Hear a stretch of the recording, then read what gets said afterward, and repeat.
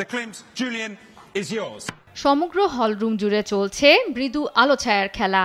একটু পরপরই ভেসে আসছে হাতুড়ির টুংটাং শব্দ। উপস্থিত জনতার উদ্দেশ্যে একের পর এক হাঁকানো হচ্ছে দাম। সবার মাঝে চাপা উত্তেজনা।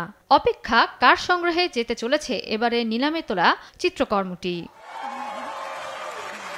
মঙ্গলবার সন্ধ্যায় সথেবির নিউ ইয়র্কের সদর দপ্তরে আয়োজন করা হয় এমন নিলাম অনুষ্ঠান, যেখানে শুরুতেই তোলা হয় খ্যাতনামা শিল্পী গুস্তাভ ক্লিমটের পোর্ট্রেট অফ এলিজাবেথ লেডেরার নামে দুর্লভ চিত্রকর্মটি।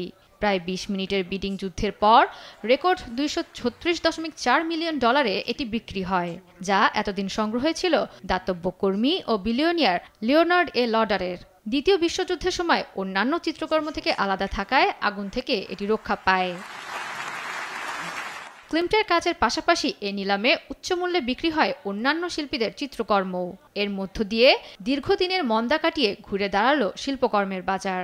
এবারের আয়োজনে নজর কেড়েছে আমেরিকা নামে 18 ক্যারেটের একটি ব্যঙ্গাত্মক শিল্প সোনার টয়লেট, যার কারিগর বিখ্যাত ইতালীয় শিল্পী মাউরিজিও ক্যাটালান, যা বাস্তবেও গুগেনহাইম মিউজিয়ামে টয়লেটের কাজে ব্যবহৃত হয়েছিল।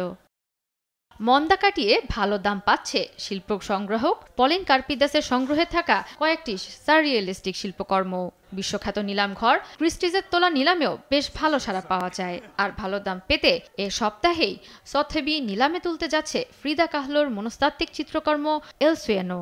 ধারণা করা হচ্ছে সব রেকর্ড ছাড়িয়ে সর্বোচ্চ দামে এটি বিক্রি হবে। জয়া সরকার, নিউজ ডেস্ক, দেশ টিভি।